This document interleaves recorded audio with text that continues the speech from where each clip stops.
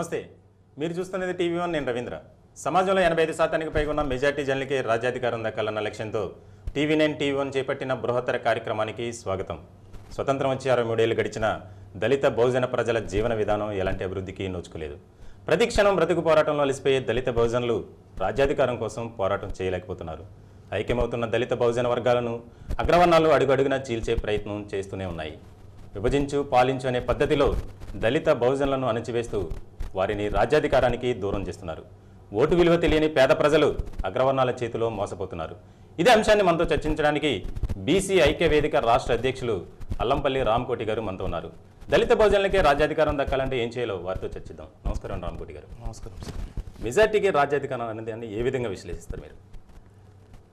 మొట్టమొదట ఇప్పుడు బడుగు బలైన వర్గాలకు రాజ్యాధికారం అన్నటువంటి కాన్సెప్ట్ తీసుకురావడం అంటే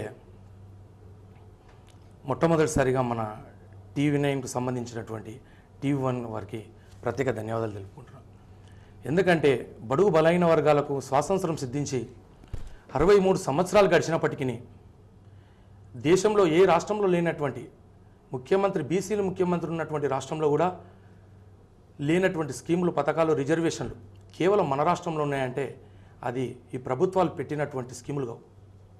దాని వెనుక బడుగు బలైన వర్గాలు సంబంధించినటువంటి నాయకులు అనేక పోరాటాలు చేయడం వల్లనే ఈ యొక్క స్కీములు పెట్టడం జరిగింది. మీరు ఒకటి గమనించండి సార్, ఈ రాష్ట్రంలో ఏ ఒక్క స్కీము ప్రభుత్వం పెట్టిందంటే వాటి వెనుక ఏ పోరాటాలు లేకుండా, ఇంతవరకు ఏ పోరాటాలు లేకుండా పలానా స్కీమ్ పెట్టిందని చెప్పేసి మీరు ఒక ఫైల్ రిపీట్ చేయండి. ఎందుకంటే ప్రభుత్వానికి బడుగు బలైన వర్గాలపైన చిత్తశుద్ధి లేదు. దేశంలో ఉన్నటువంటి అట్టడుగున్నటువంటి బడుగు బలైన వర్గాల కోసం సేవ చేసినటువంటి వాళ్ళు స్వామి వివేకానంద, బుద్ధుడు, పూలే అనేక మంది ఉన్నారు. కానీ స్వామి వివేకానంద మన జాతిలో బడుగు బలైన వర్గాలకు సంబంధించిన జాతిలో పుట్టలేదు. ఆయన బ్రాహ్మణ కులం అయినప్పటికీ ఆయన చరిత్రలో దేవుడనిగా మొక్కుతున్నారు. బుద్ధుడు ఉన్నాడు, క్షత్రియ రాజుల కులం అయినప్పటికీ ఆయన చరిత్రలో నిలిచిపోయినాడు. అయితే కులం, ప్రాంతం, మతం ఇక్కడ సంబంధం లేదు. విషయంకి వచ్చేస్తే ఎక్కడైతే అన్యాయం జరుగుతుందో, ఎక్కడైతే అణచబడ్డదో ఆ కులం, ఆ యొక్క వ్యక్తిని కులం అడిగితే బడుగు బలైన వర్గాలకు సంబంధించినటువంటి కులం. జెండాలు మోసే భోగిలుగా, పల్లకిలు మోసే కార్యకర్తలుగా, మేము ఓట్లేసే యంత్రాలుగా వాడుకుంటున్నారే తప్ప ఈ సమాజంలో అట్టడుగున్నటువంటి పేద వర్గాలకు చదువుకోవడానికి కానీ, ఉద్యోగస్తులకు కానీ, విద్య, ఉద్యోగ, ఆర్థిక, సామాజిక, రాజకీయ రంగంలో ఎదగడానికి కానీ ఎలాంటి ఆలోచన, చిత్తశుద్ధి లేనటువంటిది ప్రభుత్వం. రామకోటి గారు ఒకటి చెప్పండి. రాష్ట్రంలో బీసీ ఐక్య వేదిక అని మీరు ప్రవేశపెట్టారు. దాదాపు అది ప్రవేశపెట్టి కూడా స్థాపించి 10 సంవత్సరాలు కావస్తుంది. అంటే ఎందుకు స్థాపించాలనుకున్నారు? దాని యొక్క ముఖ్య ఆశయం ఏంటి? సార్, ఫస్ట్ నేను ఒక ఫైనాన్సర్ బిజినెస్గా నేను ఒక చిన్నగా ఒక కార్యక్రమంలో వెళ్ళిపోతున్నాను సార్. ఎక్కడ చూసినా అన్యాయాలు ఇవన్నీ జరుగుతున్నప్పటికీ నేను ఒక ఉద్యోగం చేసుకున్న ఒక నా యొక్క సర్కిల్ వరకు నేను పరిమితం అవుతాను. కానీ అట్టడుగున్నటువంటి పేద వర్గాలను చూసి ఈ యొక్క జాతికి అంకిత భావంతో ఒక ముందుకు వెళ్ళాలన్నటువంటి ఆలోచనతో మేము ఈ కార్యక్రమం కానీ బీసీ సేన రాష్ట్ర అధ్యక్షుడిగా గత 13 సంవత్సరాల క్రితం బీసీ సంక్షేమ సంఘం రాష్ట్ర అధ్యక్షులు, సుదీర్ఘ పోరాటాలు చేసినటువంటి వ్యక్తి, ఆయన పేరు చెప్తే ఈ రాష్ట్రంలో ఎవరికైనా తెలుసు. ఆయన కూడా ఒక పూలి అంబేద్కర్ స్థాయికి ఎదిగినటువంటి వ్యక్తి. ఆయన ఆధ్వర్యంలో నేను బీసీ సేన రాష్ట్ర అధ్యక్షుడిగా 3 సంవత్సరాల కార్యక్రమాలు చేశాను.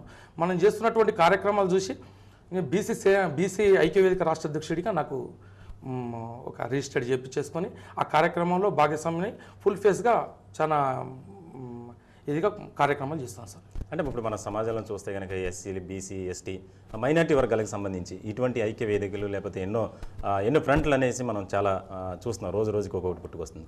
అంటే ఇది లీడర్షిప్ని కాపాడుకోవడం కోసం లేకపోతే ప్రజల్లో ఎటువంటి చైతన్యం తీసుకురావడానికి పనిచేస్తుంది అనుకుంటున్నారు సార్? ఇప్పుడు లీడర్షిప్ పెరగకూడదు అనుకుంటే ఇంకొక లీడర్కి ఎంకరేజ్మెంట్ చేయడు. ఇప్పుడు మనం ఉన్నాం సార్, ఇక్కడ ఒక కార్యక్రమం జరుగుతుంది. ఈ కార్యక్రమాన్ని అణచివేయాలన్నటువంటిది మన చేతుల్లో ఉంది. ఈ కార్యక్రమాన్ని స్ప్రెడ్ చేసి రాష్ట్ర వ్యాప్తంగా చేయాలన్నది మన చేతుల్లో ఉంది. ఈ రాష్ట్ర ప్రజలంతా ఒకటే కోరుకుంటున్నారు, మాకు రాజ్యాధికారం చేజిక్కాలి. రాజ్యాధికారం చేజిక్కితే మాకు విద్యా రకంగా కానీ, ఆర్థిక కానీ, సామాజిక రకంగా కానీ మాకు ఈ కష్టాలు తప్పుతాయి అన్నటువంటి ఆలోచన ఈ ప్రభుత్వానికి చిత్తశుద్ధి లేదు. ఓకే, మేము ఒకటే కోరుకుంటున్నాం సార్, ఈ సమాజంకి మాకు ఎలాంటి సంబంధం లేదు, బడుగు బలైన వర్గాలకు సంబంధం లేదని చెప్పేసి ప్రభుత్వం నిర్ణయించేసి మాకు ఒక సపరేట్ ఎస్సీ ఎస్టీ బీసీలకు ఒక కోటా ఏర్పాటు చేసేసి మేము తినే తిండి, తాగే నీరు, కట్టే బట్ట ప్రతి దాని మీద మేము కడుతున్నటువంటి పన్నులనే మేము మా యొక్క ఫీజు రింబర్స్మెంట్ మీద కానీ అనేక కార్యక్రమాల మీద కానీ మేము గొడవ చేసి అడుగుతున్నాం. మీకు మీ ఫీజు రింబర్స్మెంట్ అక్కర్లేదు, మమ్మల్ని దూరం పెట్టేసేయండి, మా యొక్క పన్నులు కూడా మీరు అడగకండి, మా పన్నుల కోట ఎంతనో మాకు సంవత్సరానికి మాకు లెక్క చెప్పండి, మా కోట మాకు ఇచ్చేసేయండి, మా కార్యక్రమాలకి మిగులుతాయో తగులుతాయో మాకు తెలిసిపోతుంది. మీ 15% ఉన్నటువంటి పన్నులు మీరు కట్టుకొని మీ రాజ్యం మీరే వెళ్ళండి, ముఖ్యమంత్రులు మీరే ఉండండి, ప్రధానమంత్రులు మీరే ఉండండి, ఐఏఎస్లు మీరే ఉండండి, ఐపీఎస్లు మీరే ఉండండి. అంటే రామకోటి గారు నాకు వచ్చినది కాదు. ఇప్పుడు ముఖ్యంగా మీరు 13 సంవత్సరాలు సుదీర్ఘ పోరాటం చేశారు, అంటే రాష్ట్ర బీసీ సంఘం అధ్యక్షులు కృష్ణయ్య గారితో. అంటే ముఖ్యంగా ఈ విధంగా మనం అంటే చూసుకోవచ్చు, సమాజంలో ఎన్నో ఐక్య వేదికలు, ఫ్రంట్లు, అన్ని సమావేశాలు ఎన్నో వస్తున్నాయి. కానీ దాన్ని ప్రజల్ని ఐక్యం చేయడంలో కానీ, లేకపోతే మీరు ఇప్పుడు ఒక ఐక్య వేదిక ఏర్పాటు చేశారు, ఎందుకు ఆయనతో కలిసి పని చేయలేకపోయారు? ఇప్పుడు ప్రస్తుతము మేము బీసీ సంక్షేమ సంఘం అధ్యక్షులు ఆర్ కృష్ణ గారి ఆధ్వర్యంలో పనిచేస్తున్నాను సార్. ఆయన చేసేటటువంటి కార్యక్రమాలు ఎట్లున్నాయంటే, ఉదాహరణ మీరు పర్మిషన్ ఇస్తే ఒక చిన్న విషయం చెప్తాం. ఏప్రిల్ 4 కేంద్రీయ విద్యా సంస్థల్లో బీసీలకు 27% రిజర్వేషన్లు ఇచ్చింది. కేంద్ర ప్రభుత్వం ఇచ్చింది, రాష్ట్ర ప్రభుత్వం కదా, కేంద్ర ప్రభుత్వం ఇచ్చింది. కేంద్ర ప్రభుత్వం ఇచ్చినప్పటికీ 27% బీసీలకు రిజర్వేషన్లు ఇస్తే వీళ్ళకి చదువుకునే అవకాశం దొరుకుతుంది, వీళ్ళు డెవలప్మెంట్ అవుతారు, వీళ్ళకు ఉద్యోగాలు వస్తాయి, వీళ్ళకి రాజ్యాధికారం చేజిక్కుతుంది అన్నటువంటి ఆలోచన ధోరణ వల్ల సుప్రీంకోర్టులు కూడా సుప్రీంకోర్టు అంటే ఒక న్యాయస్థానం, హైకోర్టులో ఒక న్యాయం జరగకపోతే సుప్రీంకోర్టుకి వెళ్తాము. సుప్రీంకోర్టు న్యాయస్థానం అటువంటిది, ఆ న్యాయస్థానంలో ఉన్నటువంటి అగ్రవర్ణాలు ఈ యొక్క రిజర్వేషన్లు రద్దు చేస్తున్నామని చెప్పేసి ఆ రిజర్వేషన్లు చిత్తు కాగితంలకు కొట్టిపడేసేస్తారు. అందుకు నిరసనగా బీసీ సంక్షేమ సంఘం రాష్ట్ర అధ్యక్షులు ఆగ్రహంతో ఆర్ కృష్ణ గారు ఏప్రిల్ 4, 2007లో రాష్ట్ర బంద్ పిలిపిస్తే పిట్టే పీచమని లేదు, కాకి కావమని లేదు. ఎందుకంటే ఈ రాష్ట్రంలో ఉన్నటువంటి 4.5 కోట్ల బీసీలు ఒక ఏకతాటిగా ఉన్నారు, వాళ్ళని విభజించి పాలిస్తున్నారు. మీరు ముదిరాజులు సార్, మీరు ముదిరాజులు, మీ కోట ఎక్కువ ఉంది, మీరే 4 ఎమ్మెల్యేలు అవుతారు. ఓకే, కార్యక్రమంలో కాలర్స్ని ఇన్వైట్ చేద్దాం.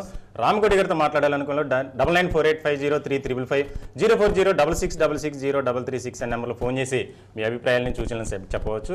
అంటే రామకోటి గారు, ముఖ్యంగా మనం సమాజంలో ఇప్పుడు మన రాష్ట్రంలో చూసుకుంటే కనుక బీసీలు 85% ఉన్న మెజార్టీ పీపుల్లో 50% పైగా బీసీలు ఉన్నారు. అయితే బీసీలు వాళ్ళ ఉద్యమం వాళ్ళే చేస్తున్నారు, అంటే ఎస్సీ ఎస్టీలతో కలిసి ఐక్య ఉద్యమం కానీ, ఐక్య ఫ్రంట్ కానీ, ఐక్య పోరాటం కానీ చేయట్లేదు అనేది ఒక భావన ఉంది సమాజంలో. అది ఎంతవరకు వాస్తవం అంటారు? వాస్తవమేనా?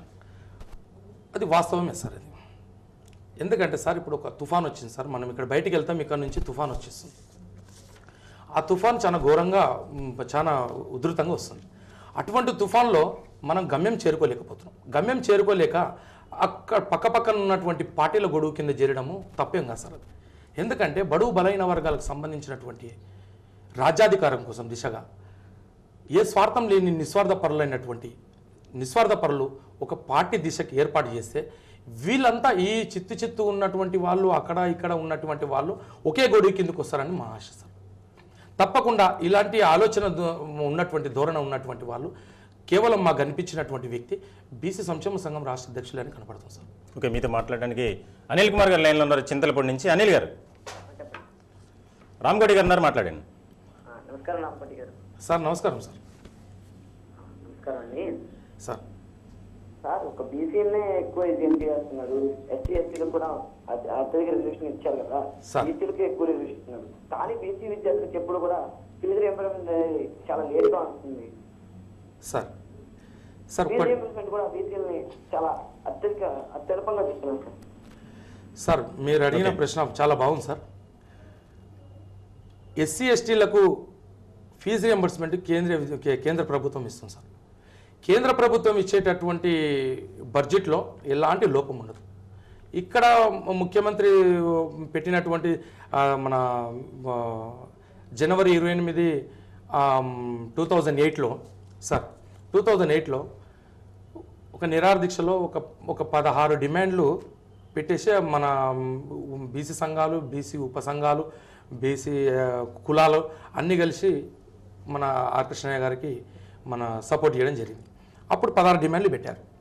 16 డిమాండ్లో కూడా సొంత డిమాండ్ ఏ ఒక్కటి కూడా లేకపోయేసరికి వైఎస్ రాజశేఖర రెడ్డి గారు 100% ఫీజు రియంబర్స్మెంట్ ఇచ్చేస్తాము. ఇంకోటి ఏంది, చట్టసభలో బీసీలకు 33% రిజర్వేషన్లు పెడతామని చెప్పేసి అన్నారు. ఇప్పటి వరకు ఏ పార్టీ కూడా కలిసి రావడం లేదు. ఎస్సీ ఎస్టీల మాదిరిగా మేము అడిగాం తప్ప మేము ఎస్సీ ఎస్టీలను కలుపుకోపోతలేమనేది ఇక్కడ సబ్జెక్ట్ రాలేదు సార్. ఎస్సీ ఎస్టీల మాదిరిగా మేము ఉన్నా పర్వాలేదు అన్నటువంటి ఆలోచనతో అంటే నాకు దీనికి ఖచ్చితమైన సమాధానం మీద అందించాలి. అంటే ముఖ్యంగా మనం చూస్తున్నాం, అంటే బీసీల్లో కూడా తమ ఉపకులాలకు సంబంధించి ఒక వేదిక లేకపోతే ఒక సమావేశం ఏర్పాటు చేసుకునే పరిస్థితులు కనుక అందరినీ ఐక్యపరిచి ఎస్సీ ఎస్టీ మైనారిటీ వర్గ ప్రజలతో కలిసే ప్రయత్నం చేయట్లేదు. ఎందుకు చేయట్లేదు అంటారు? ఈ ఆలోచనకు వచ్చేస్తే సార్, ఎస్సీలు ఎస్టీలకు ఒక వర్గీకరణ విషయంలో వాళ్ళకు తేడాలు వచ్చేసినాయి. బీసీలకు 120 కులాలు ఉన్నటువంటి వాళ్ళకు మీకు ఇంతకుముందుకే చెప్పాను, మీకు యాదవ కులం మీకు ఉన్నటువంటి మెజారిటీ ఎక్కువ అని చెప్పేసి ఈ యొక్క పార్టీలు ఇచ్చేయడం వల్ల మా వాళ్ళు అమాయకత్వం, అజ్ఞానం, దోపిడీ, పీడన, వివక్షత కింద నలిగిపోయినటువంటి వాళ్ళు. మా వాళ్ళకు ప్రధానంగా ఈ యొక్క మీ సబ్జెక్టును తెలుసుకోవడానికి మా వాళ్ళకు కొన్ని వందల సంవత్సరాల నుంచి ఈ కుల మత సమస్యలపైన అనగబడ్డారు కాబట్టి వాళ్ళకి విద్య లేదు కాబట్టి ఇలాంటి సిచ్యువేషన్ మా వాళ్ళు తెలుసుకోలేకపోతున్నారు. ఇప్పుడిప్పుడు స్వాతంత్రం సిద్ధించి 63 సంవత్సరాలు దాటినప్పటికీ ఇప్పుడు ఒక మా వాళ్ళు చైతన్యమయ్యి ఒక 20 సంవత్సరాలు 10 సంవత్సరాలు చైతన్యమయ్యారు. ఒకేసారిగా మనం ఒక గిన్నె పైన ఒక భోజనం వండుతాం, అన్నం వండిన తర్వాత 10 నిమిషాల తర్వాత కూడా ఉడకలేదు సార్, కానీ దాన్ని బెంగపడద్దు. మనం ఇంకో 15 నిమిషాల తర్వాత కూడా ఉడకలేదు, దాన్ని కూడా బెంగపడద్దు. 16 నిమిషం మీరు అన్నం చూడండి, మొత్తం టోటల్గా అయ్యింటుంది. అలాంటి పరిస్థితి, అలాంటి సిచ్యువేషన్ బీసీలో మూమెంట్ చాలా పెద్దగా గొప్పగా వస్తుంది. ఎందుకంటే చివరికి న్యాయం గెలుస్తుంది. ఎందుకంటే ఈ సమాజంలో ఎవరైనా ఎక్కడైనా తప్పు చేయొచ్చు. మరి కాల్ తీసుకుని మాట్లాడదాం. కర్నూలు నుంచి నర్సయ్య గారు లైన్లో ఉన్నారు. నర్సయ్య గారు హలో. నర్సయ్య గారు, రామకోటి గారు ఉన్నారు, మాట్లాడండి. ఓకే, కాల్ డిస్కనెక్ట్ అయింది. అంటే ముఖ్యంగా మనం చూస్తున్నాం, ఇప్పుడు తమ ఉనికిని, తమ రాజకీయ ప్రాబల్యాన్ని కాపాడుకోవడానికే ఇప్పుడున్న నాయకులు కావచ్చు, మీలాంటి రాష్ట్రంలో పనిచేసే కీలక నేతలు కావచ్చు, ఎందుకు ఆ విధంగా ప్రయత్నం చేస్తున్నారు? ఇప్పుడు మనకి ప్రతిరోజు కార్యక్రమంలో కూడా కాలర్ అడిగేది అదే, ప్రజల్లో ఐకమత్యం కానీ ప్రజల్లో అవగాహన కానీ, అంటే ముఖ్యంగా రాజ్యాధికారం వైపు దిశగా పయనించాలంటే ఏం చేయాలనేది విషయంపై మాట్లాడలేదు, ప్రజల్లో అవగాహన తీసుకురావట్లేదు. అంటే ఒక కార్యక్రమం చేయడం, ఒక పేపర్లో ఫోటో రావడం, వాళ్ళ కోసం ఐటెం రావడం, టీవీలో కనిపించడం, అంతవరకే పరిమితం అవుతుంది. కానీ ప్రజలకి క్షేత్రస్థాయిలో మాత్రం పరిశీలన ఉండటం లేదు, ప్రజల వద్దకు వెళ్ళట్లేదు అనేది ఒక భావన ఉంది. అది ఎంతవరకు వస్తూ ఉంటారు? దానికి మీరు ఏకీభవిస్తారా? సార్, అలాంటి విషయం ఉన్నట్లయితే ఎవరు కూడా ఏకీభవించరు. మీరన్న విషయం వాస్తవం కాదని నేను అనుకుంటున్నాను. ఎందుకంటే ప్రజల్లో చాలా చైతన్యం ఉంది సార్. ప్రజల్లో అనేక కాల్స్ కానీ, మాకు అనేక పోరాటాలు కానీ, అనేక సమస్యలపైన కానీ, అనేక జీవోలు ఈ రాష్ట్రంలో ఉన్నటువంటి బడుగు బలైన వర్గాలకు సంబంధించినటువంటి మా సంక్షేమ పథకాల్లో కానీ, బీసీ సంక్షేమ సంఘంలో కానీ 5,000కు పైగా ఉద్యమాలు, ధర్నాలు, ర్యాలీలు, కలెక్టరేట్ ముట్టడీలు, పార్లమెంటు ముట్టడీలు, అనేక ముట్టడీలు జరిగినప్పటికీ 3,500కు పైగా జీవోలు ఉన్నాయి సార్ ఇప్పటికి. మరి కాల్ డిస్కస్ చేద్దాం అండి. రామకృష్ణ గారు అనపర్తి నుంచి లైన్లో ఉన్నారు. రామకృష్ణ గారు హలో. జై భీమ్ అండి, చెప్పండి, మాట్లాడండి. జై భీమ్, జయభీముడు. రామకోటి గారు జయభీమ్ అన్న. అన్నా నమస్తేనా. జయభీముడు అన్నా. ఈరోజు అన్నా ఎస్సీ సంక్షేమ సంఘాలు కానీ, అన్నా ఈసీ సంక్షేమ సంఘాలు కానీ అన్నా వాళ్ళ కులాల అభివృద్ధి కోసం, కులాల సమస్యల కోసం పుట్టబడినది.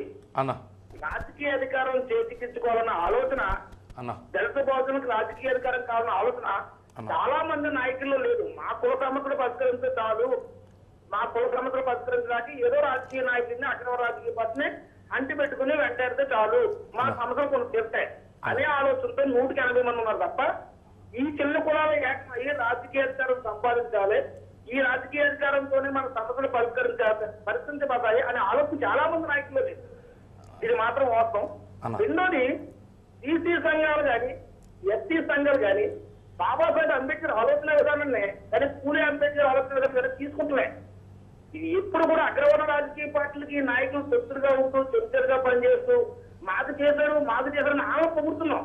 ఈవేళ మన రాష్ట్ర రాజకీయాలు చూస్తే ఈ టీవీ ఛానల్ వలన ఎవరు ఏమేం చేశారో బయటపడుతున్నాయి. కానీ వాటిని కూడా విమర్శించలేని బలహీనంగా ఉంటున్నాం. మనం రాజకీయ శక్తి సంపాదించుకోవడానికి వాళ్ళు ఎన్ని కోట్లు సంపాదించుకున్నారో మీడియా ద్వారా ప్రజలు తెలుస్తున్నాయి. మనం ఒకటే దళిత బహుజనులకు రాజకీయ అధికారం చేస్తున్న ఒకే ఒక ఆకాంక్ష TV1 వారు మన రాష్ట్రంలో చేపట్టే విషయాన్ని గమనించినట్లయితే ఎవరైతే బీసీ సంఘాలు కానీ ఎస్సీ సంఘాలు కానీ ఎస్టీ సంఘాలు కానీ ఉన్నాయో ఒకే ఒక కాన్సెప్ట్ రాజకీయ అధికారం ఏ స్థాయిలో మనం సంపాదించగలం, గ్రామ స్థాయిలోనా, మండల స్థాయిలోనా, లేకపోతే జిల్లా పరిషత్ స్థాయిలోనా, ఏ స్థాయిలో సంపాదించాలనేది ఐక్య వేదిక పెట్టి ఖచ్చితంగా మేధావర్గం అందరూ ఒక స్లోగన్ దళిత బోధనకు రాజకీయ అధికారం కావాలి. ఎందుకంటే మనం చాలా సార్లు ఒక వ్యక్తిలో ఒకరిని విమర్శించుకుంటుంటాం మనమే. ఈ దేశంలో బహుజన సమాజ్ పార్టీ జాతీయ పార్టీగా ఉందన్న మాట చాలా మంది తెలుసు. అయినా బహుజన సమాజ్ పార్టీ ఎవరో వేదిక మీద పనిచేయరు. కారణం ఏంటంటే ఒక దళిత మహిళ అక్కడ నాయకత్వం వహిస్తుంది. మనం ఈసీలు చాలా మంది హిందూ భావజాలతో ఉన్నంత కాలం కుల వ్యవస్థ పునాదులు మనం అంటిపెట్టుకుని ఉంటాం. ఈ కుల వ్యవస్థ పునాదులు అంటిపెట్టుకున్నంత కాలం మనలో మనకు ఐక్యత రాదు, రాజకీయ ఉద్యమం రాదు, రాజకీయ ఓటు బ్యాంకును సమీకరించుకోలేమనేది నా అనుభవం నేను నేర్చుకున్నాను. కాబట్టి మీరు ఖచ్చితంగా రాజకీయంగా ఓటుని మనం ఐక్యం చేయగలిగితే ఈ కుల వ్యవస్థ నిర్మూలన అవుతుంది. ప్రభుత్వం అనేక పథకాలు పెడుతున్నా అన్ని పథకాల్లో మనం దెబ్బతింటుంది. బీసీలకి నిచ్చాం, ఎస్సీలకి నిచ్చాం అనగానే ఎస్సీలు బీసీలు పట్టుకుంటున్నాం. మీరు ఇందాకన్నారే ఎస్సీలకు ఉన్న స్థానమైనా మాకు బీసీలకు ఉంటే మంచిదని. ఓన్లీ ఆర్థిక స్థితిగతుల వల్ల ఎస్సీలకు మాత్రం రిజర్వేషన్ రాలే. అన్టచబిలిటీ అంటరానితనం ఒకే ఒక కారణంగా తీవ్ర సామాజిక న్యాయం కోసం సమాజంలో ఒకటిగా మనుషులుగా గుర్తించాలనే ఒకే ఒక కారణం వల్ల రిజర్వేషన్ పెట్టబడి ఎస్సీలకి. దాన్ని ఎస్సీలో ఉన్నటువంటి రెండు థ్యాంక్ యూ రామకృష్ణ గారు మీరు మంచి విషయాలను ప్రస్తావించారు. అంటే ముఖ్యంగా రామకృష్ణ గారు ప్రస్తావించిన విషయాలు ఏంటంటే అంటే కుల సంఘ నాయకులు కుల పంచాయతీల్లో బిజీగా ఉండడం అనేది ఒక విషయం. రెండోది ఏంటంటే స్ఫూర్తి ప్రదాతలు ఎవరైతే తమ కులం కోసం లేకపోతే సామాజిక న్యాయం కోసం ఎవరైతే పాటుపడ్డారో ఆ నాయకులు అడుగు జాడల్లో ఇప్పుడున్న నాయకులు పయనించట్లేదు అనేది. తర్వాత రాజకీయ ఓటు బ్యాంకు గురించి అంటే అగ్రవర్ణాల చేతిలో కీలుబొమ్మలుగా మారటం అనే విషయాలపై ఆయన రామకృష్ణ గారు ప్రస్తావించారు. దాని మీద మీరేం సమాధానం చెప్తారు? మన రామకృష్ణ గారు మాట్లాడింది చాలా అద్భుతంగా ఉంది. ఈ రాష్ట్ర ప్రజలందరికీ నేను ఒకటే విజ్ఞప్తి చేస్తున్నా. ఇప్పుడు ఈ రాష్ట్ర ప్రజలందరికీ ఈ యొక్క సమస్య ఇది కొన్ని రోజుల నుంచి ఈ యొక్క సమస్య పోరాటంలో ఉంది. మీరు మా ప్రజల దృష్టిలోకి తీసుకొచ్చినందుకు మా ఎస్సీ ఎస్టీ బీసీలతో పాటు 4.5 కోట్ల బీసీలు కూడా ఏకీరూపిస్తారు. ఇలాంటి దానికి మేము కృతజ్ఞతలు తెలుపుకుంటున్నాం ఇలాంటి ప్రోగ్రాం పెట్టినందుకు. ముఖ్యంగా సార్ ఎస్సీ ఎస్టీ బీసీలతో పోల్చింది ఎందుకొరకంటే వాళ్ళకంటే అన్యాయంగా అణచబడ్డారు మన వాళ్ళు. వాళ్ళ మాదిరిగా ఉన్న ఒక ఇదిగా ఉంటుంది. ఎందుకంటే అపనమ్మకం కేంద్ర ప్రభుత్వం ఇచ్చినటువంటి ఫీజు రియంబర్స్మెంట్కు ఈ రాష్ట్ర ప్రభుత్వం ఇచ్చినటువంటి ఫీజు రియంబర్స్మెంట్కు తేడా ఉందా లేదా? ఎందుకంటే మొన్న మేము దీక్షలు చేసి నిరాహార దీక్షలు చేసి అనేక మిలిటెంట్ పోరాటాలు చేసి ఇలాంటి స్కీములను రక్షించుకొని ముందు మన వాళ్ళు విద్యావంతులైన తర్వాత మనం రాజ్యాధికారం దిశకి వెళ్దామన్నటువంటి ఒకసారి మీరు మా ఎంబడి ఉద్యమానికి రండి అంటే దేనికోసం అని అడిగేటటువంటి పరిస్థితుల్లో ఉన్నప్పుడు వానికి విద్య ఉన్నట్టా లేకున్నట్టా? విద్య లేక తన జ్ఞాని కాక మన ఎంబడి ఉద్యమాలకు రావాలంటే పార్టీల దిశకు టీఆర్ఎస్ నా జెండా, టీడీపీ నా జెండా, తెలంగాణ నా జెండా, ఆ జెండా నాది, కాంగ్రెస్ నాది, ఈ వైఎస్ జగన్ నా మనిషి అనేటటువంటి ఆలోచనలతో మా వాళ్ళు పోకడతోటి నీరు పల్లె మెరుగు నిజం దేవుడు ఎరుగు అన్నట్టుగా అలాంటి సిచ్యువేషన్లో వాళ్ళు పోతున్నప్పుడు వాళ్ళని చైతన్యవంతులను చేయాలంటే మనం ఫస్ట్ విద్యారంగంలో ముందుండాలి. విద్యారంగంలో ఎప్పుడైతే మనం ముందుంటామో ఎలాంటి ఆలోచనలకైనా మనం చెప్పక్కర్లేదు, వాళ్ళని చైతన్యవంతులను చేసినట్టయితే. ఈ ఫీజు రియంబర్స్మెంట్ అంటే కన్నీళ్లు మున్నీళ్ళు తీసుకొస్తున్నారు. మొన్న సార్ ఒక్క విషయం, చిన్న విషయం, ఎస్సీ కమ్యూనిటీకి చెందినటువంటి అమ్మాయి, ఆ అమ్మాయి ఒక విజ్ఞాన కాలేజీ యాజమాన్యంతో స్కూల్లో మన కాలేజీలో ఇంజనీరింగ్ చదువుతున్నటువంటి అమ్మాయి. ఆ అమ్మాయి ఫీజు రియంబర్స్మెంట్ ఉన్నప్పటికీ యాజమాన్యం పీడించి ఎట్టి పరిస్థితుల్లో మాకు ఫీజు రియంబర్స్మెంట్ తీసుకురావాలి, నీ అప్లికేషన్ లేదు, నీ కాగితం లేదు, ఇక్కడ ఫీజు రియంబర్స్మెంట్ వస్తుందో రాదో మాకు ఈ గవర్నమెంట్ ప్రభుత్వాల మీద మాకు నమ్మకం లేదని చెప్పేసి కేంద్ర ప్రభుత్వాన్ని కించపరిచి ఆ యాజమాన్యం నానా రకాలుగా మాట్లాడుతుంటే మా వాళ్ళు మా కార్యకర్తలు అనేక మంది కార్యక్రమాలు చేసినటువంటి వాళ్ళు ఆయన మాటలకు ఇదైపోయి ఫస్ట్ ఫ్లోర్ సెకండ్ ఫ్లోర్ 4 అద్దాలు ఏదో పలగొట్టడం వల్ల ఈ బీసీ ఐక్యవేదిక ఆధ్వర్యంలో ఇలాంటి కార్యక్రమాలు జరిగినాయని చెప్పేసి మా మీద ఒక 5 సెక్షన్లు కేసు పెట్టేసి ఐజీ లెవెల్లో ఒత్తిడి చేసేసి ఈ బీసీ కార్యక్రమాలు చేస్తున్నటువంటి వ్యక్తి పైన కేసులు పెట్టడం ఎంతవరకు కరెక్ట్? దాన్ని మనం చంద్రశేఖర్ గుంటూరు నుంచి లైన్లో ఉన్నారు. శేఖర్ గారు, రామకోటి గారు ఉన్నారు, మాట్లాడండి. హలో, రామకోటి గారు ఉన్నారు, మాట్లాడండి. జై భీమ్ అన్న. జై భీమ్ అండి. నా పేరు చంద్రశేఖర్, సూర్యుడి పార్టీ రాష్ట్ర అధ్యక్షుడు. అన్నా నమస్తేనా. నమస్తే అన్న, బాగున్నారా? అన్నా బాగున్నా. ఇప్పుడు మనకి రాజ్యాధికారం అనేది మనం ఓట్లు వేసేటప్పుడు అన్నా ఓటు నోటు ఇవ్వాలని చెప్పేసి కాంచీరామ్ గారు చెప్పిన సిద్ధాంతంతో అన్నా మన ఎస్సీ ఎస్టీ బీసీ మైనార్టీలు అందరం కూడా 85% ఉన్నాం అన్న. అన్నా 15 ఉన్నటువంటి 6-7% ఉన్న కమ్మారెడ్డి పార్టీలు 60 సంవత్సరాల నుంచి రాజ్యాధి మనకి భారత రాజ్యాంగంలో స్వాతంత్రం వచ్చి 60 సంవత్సరాలు అయింది. కులాల వారీగా ఇప్పుడు సాకలి, మంగళి, కుమ్మరి రకరకాల వాళ్ళు కులవృత్తులతోనే వాళ్ళు అలాగే నువ్వే ఉన్నారు. అట్లాగే వచ్చేటప్పటికి ఈ రోజు అన్ని మిషనరీస్ వచ్చేసి టోటల్ గా మనకు కులవృత్తులు లేకుండా పోయింది. రాజ్యాధికారం అనేది మన డాక్టర్ బాబాసాహెబ్ బిఆర్ అంబేద్కర్ ఇచ్చినటువంటి రిజర్వేషన్ లో అంటే బీసీలుగా ఉన్నటువంటి ఒక మన కృష్ణయ్య గారు ఇలాంటి వాళ్ళందరూ కాంగ్రెస్ కో తెలుగుదేశానికో సపోర్ట్ చేస్తా ఉన్నారు. అట్లా కాకుండా కమ్యూనల్ బేసికల్ గా మనందరం కూడా రాజ్యాధికారం ప్రయాణించాలని. అట్లాగే ఈ రోజు ఉత్తరప్రదేశ్ వచ్చేటప్పటికి మాదిగ లాఫాఫ్, యాదవ్ లాఫాఫ్ ఉన్నారు. కాంచీరామ్ గారు అంబేద్కరిజం తోటి ముందుకెళ్ళారు. అదే ఏపీలో కనుక మనం ఉన్నటువంటి బీసీ కమ్యూనిటీ ఇప్పుడు మీరున్నారు రాష్ట్ర అధ్యక్షులు, ఇప్పుడు ఎస్సీ ఎస్టీ అట్రాసిటీస్ పైన కొన్ని జరుగుతా ఉన్నాయి. అట్లాంటప్పుడు మనందరం కూడా యూనిటీగా పనిచేసి రాజ్యాధికారం వైపు ఎప్పుడైతే మనం ప్రయాణిస్తామో అంబేద్కర్ చెప్పింది కులం మీద పునాదులు నిలబడం. ఈ రోజు కేంద్రంలో బ్రాహ్మణ ఆధిపత్యం ఉంది. 15% ఉన్నటువంటి ప్రధాన మొత్తం కూడా వాళ్లే ఎంత ఉన్నారు, 6-7% ఉన్నారు. అట్లాగే ఇక్కడ కులాల వారీగా వచ్చేటప్పటికి మనం రాష్ట్ర వ్యాప్తంగా రాష్ట్ర నాయకుడిగా ఉన్నటువంటి ఎంతో మంది త్యాగాలు, సత్య పద్మారావు గారు అంబేద్కరిజాన్ని ముందుకు తీసుకెళ్లాడు, సత్యమూర్తి గారు, గద్దరు, తర్వాత ఇట్లాంటి ఎంతో మంది నాయకులు. అంటే ఎస్సీ ఎస్టీలు ఈ రోజు 15% రాజ్యాధికారం అనుభవిస్తున్నారు. బీసీలు వచ్చేటప్పటికి కులవృత్తుల మీద అక్కడ ఉన్నటువంటి కమ్మారెడ్డి అంటే ఆ పల్లెల్లోనూ ఆ ఊళ్ళోనూ లేకపోతే అక్కడ ఉద్యోగస్తులు ఉన్నారు. ఇప్పుడు ఈ రోజు చూడండి జనాల్లో కులం అడిగి ఇల్లు ఇస్తున్నారు ఉద్యోగస్తులకి. అంటే ఎంత దుర్మార్గంగా ఉందో ఆలోచించండి. అట్లాంటి పరిస్థితుల్లో మనం రాజ్యాధికారం వైపు కనుక ప్రయాణించకుండా టీవీల్లోనూ పేపర్లో మన వాళ్ళు కొంతమంది ఆ రోజు ఎలక్షన్స్ వచ్చేటప్పుడు ఈ రోజు ఇప్పుడు అక్కడ రెడ్డి ఆధిపత్యం ఉంది కడపలో ఎస్సీలు కానీ బీసీలు కానీ డైరెక్ట్ గా పోయి ఓటేసేటువంటి పరిస్థితి లేదు. అంటే ఒకే ఒక అగ్రవర్ణం ఉంది అక్కడ. అట్లాగే ఇప్పుడు నిన్న తెలుగుదేశం ఉన్నటువంటి పరిస్థితుల్లో మాలామాదికి మధ్య కొన్ని కాంట్రవర్షన్లు ఉన్నాయి. అట్లా ఏంటంటే బీసీల్లో కూడా 85 కులాలు మనం ఎస్సీ ఎస్టీ బీసీ మైనార్టీలు అందరం కూడా మీరు కూడా ఒక రాజ్యాధికారం పార్టీ అంటే ఒక పార్టీని ఏర్పాటు చేసుకుని కమ్మారెడ్డి పార్టీలకు మనం ఓటేయకుండా మనం బీసీలుగా ఉన్నటువంటి అంటే ముదిరాజు కావచ్చు, సాకలు కావచ్చు, కుమ్మరి కావచ్చు, ఇక్కడ వచ్చి వైవి సురేష్ అని చెప్పేసి ఒక బీసీ కమ్యూనిటీ కుమ్మరి. ఓకే శేఖర్ గారు థ్యాంక్ యూ అండి. మీ పాయింట్ అర్థమైంది. అంటే ముఖ్యంగా శేఖర్ గారు ప్రస్తావించే విషయం ఏంటంటే ఇప్పుడున్న నాయకులు సోకాల్ లీడర్స్కి ఎవరైతే పిలువబడుతున్నారో వాళ్ళు ఒక రాజకీయ పార్టీకి కొమ్ము కాస్తున్నారు, అందుకే రాజ్యాధికారం వైపు తీసుకు పయనించట్లేదు అనేది ఆయన ఒక భావన. అది వాస్తవేనంటారా? సార్ అది వాస్తవం కాదు అది. ఎందుకంటే ఇప్పుడు మన రాష్ట్రంలో ఒక 4-5 ప్రధానమైనటువంటి పార్టీలు ఉన్నాయి. ఆ పార్టీలు ఉన్నటువంటి అందరు ఎమ్మెల్యేలు అందరు ఎంపీలు ఓసీలు కాదండి, ఇక్కడ అగ్రవర్ణాలు కాదు, అక్కడ బీసీలు ఉన్నారు.